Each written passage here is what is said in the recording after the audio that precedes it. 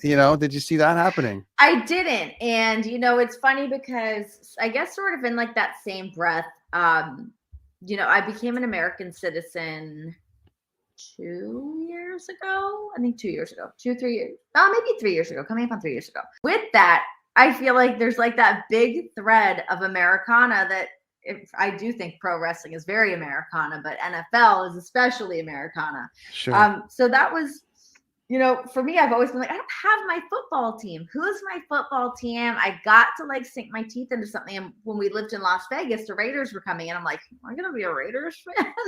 And then we moved to Cincinnati, and lo and behold, they just go and have these like stellar back-to-back seasons, and are just building this like dynasty team. It's so cool to watch. They're amazing. So yeah, I would not have seen that coming, but moving to Cincinnati and kind of jumping on that bandwagon. I was like, oh my God, we got here and the team is winning, and they're champions and moving on to the Super Bowl. Like, it made it very easy for me to kind of get on that bandwagon and like be like very loudly rooting for them on like my social media and kind of making the connection that way.